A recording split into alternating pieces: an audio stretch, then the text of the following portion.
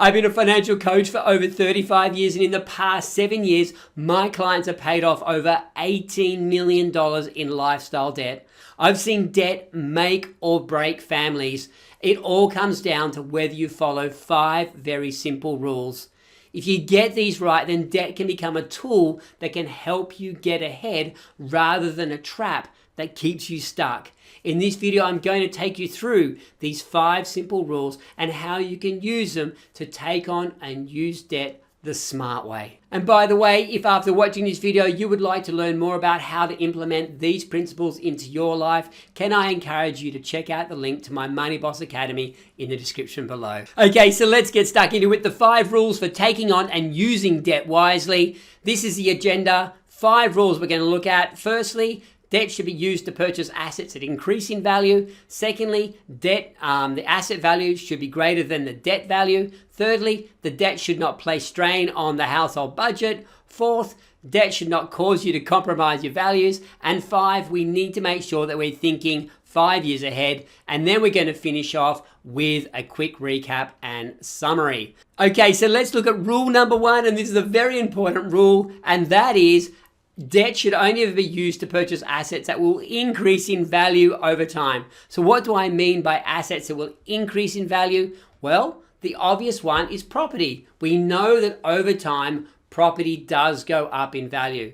The second one is when conservatively used, debt can be used to purchase shares or stocks.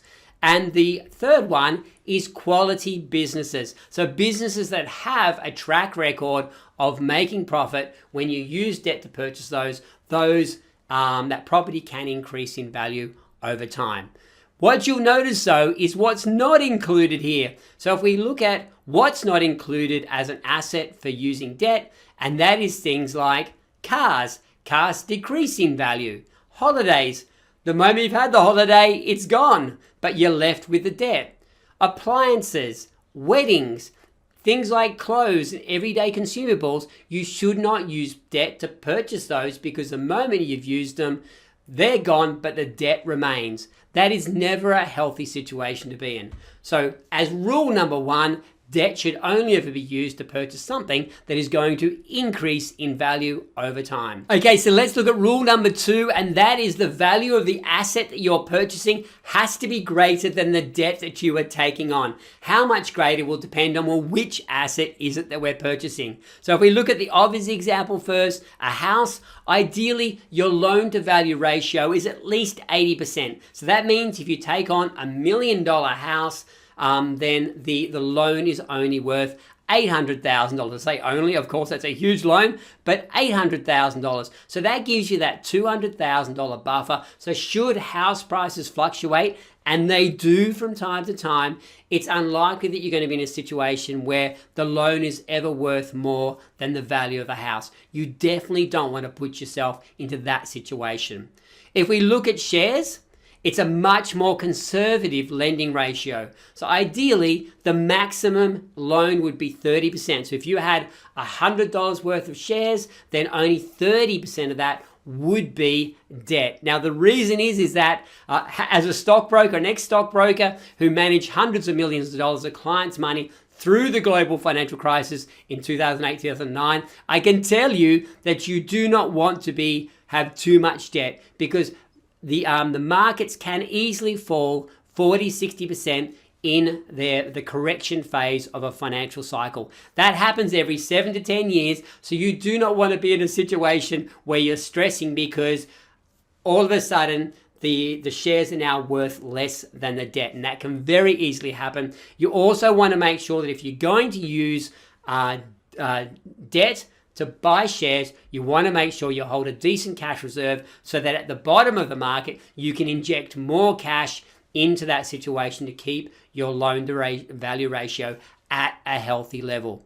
So that shares, let's have a look at the business. With a business, it's slightly different. Of course, you want to make sure that the business has proven profitability, that there's a track record that you can follow. You can see that this business has been profitable over the long term. You want to make sure that the loan to value ratio is 60% or less. So that means you're borrowing 60% of the value of the business to buy that business.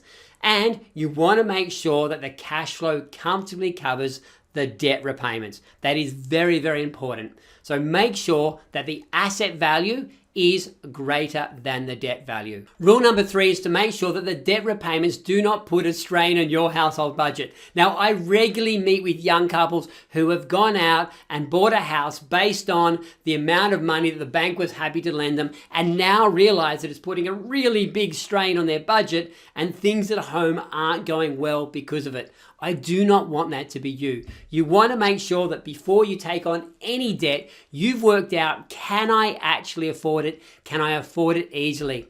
On the right-hand side here is a snapshot from the budget worksheets that I use with all of my clients. Now, there's a comprehensive list of expenses behind this. This is just a summary page, but what we can see here is this person has a monthly budget, monthly income, of $9,050.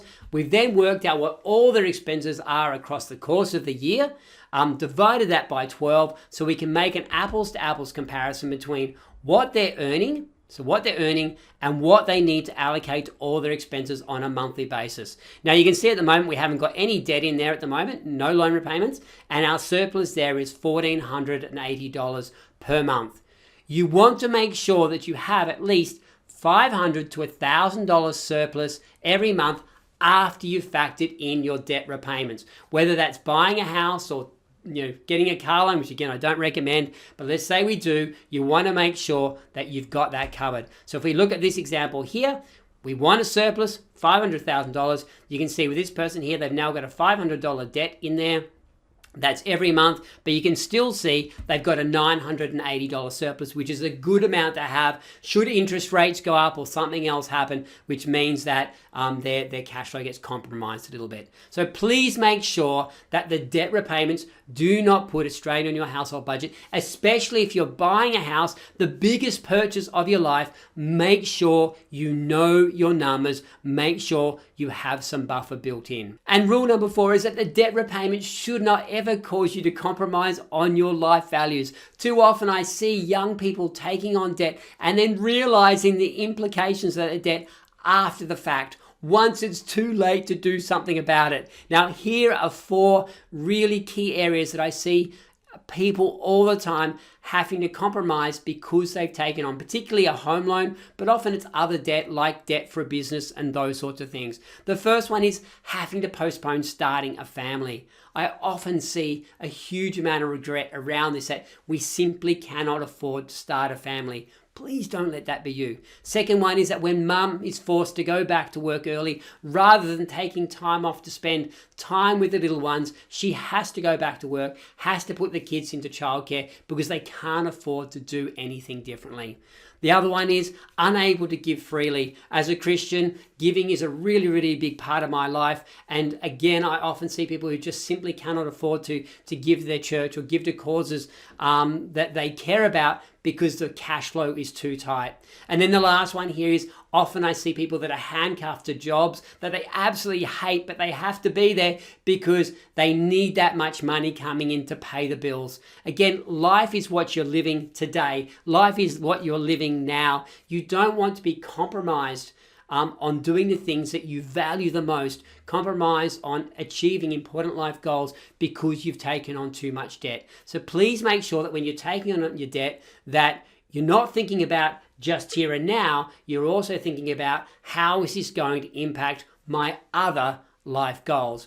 And that ties into the last rule, rule number 5, which is think 5 years ahead. Before you take on any debt, think 5 years ahead and what you're expecting, what you're anticipating your life to look like over the next 5 years. So it might be that you're thinking, well, we want to start a family in the next couple of years. Okay, great. Well, how's that going to look if you take on this debt repayment now? Changing careers. Are you thinking that you want to change careers? I can tell you from my own experience that I used to be an occupational therapist many, many years ago. I made a career change to become a financial advisor. And for 3 years, our lives were very, very tough financially because it took a long while for me to get traction in that career and start earning the same amount of money that I earned as an occupational therapist. So it's important that you factor that into the equation. Is a career change on the horizon, and maybe you should do that first. Are you thinking about going back to study? If you are, what impact is that going to have on your cash flow? And then the last one is mission work or volunteering. Again, I see this all the time. People who have a heart to do volunteer work, a heart to do mission work, and they simply cannot afford to do it because they've anchored themselves to a big mortgage. So please make sure that you are thinking 5 years ahead and thinking about, well, what is the impact of taking on this debt right now going to have on my ability to achieve or to do these important life goals. Now, if you found this video helpful so far, please give it a big thumbs up because that helps this content reach more people. And don't forget to subscribe because every week I release new videos with practical, no fluff money strategies to help you and your family thrive financially. Okay, so let's sum things up. Rule number 1 is that debt should only ever be used to purchase something that is going to increase in value over time. That is really important. We want to make sure it's increasing in value. So there's typically things like shares, property, and good quality businesses. If we look at number 2, asset value must be greater than the debt value. So if you're ever forced to sell the asset, you're going to be confident you can sell the asset for more than the debt is worth. So you can pay back the debt and still have some money left over. Rule number 3 is that it shouldn't put strain on your household budget because life is too short to live constantly in a stressful situation because you're only just making ends meet. Rule number 4, you shouldn't compromise your values, so make sure that you are thinking about the impact of those debt repayments on the things that are most important to you. And rule number 5, make sure that you're thinking 5 years ahead. You're factoring in your plans for the next 5 years, not just for now. Now, thank you so much for watching this video. I genuinely hope that it has given you a really practical framework for thinking about how to take on debt wisely. Now, if you would like to become a money boss, if you would like to take control of your financial future with a step-by-step plan, then can I encourage you to check out the link to my Money Boss Academy in the description below. And please remember, it's the little habits and strategies that you implement today that can literally make $1 million difference to your future. Take care, and I look forward to seeing you in the next video.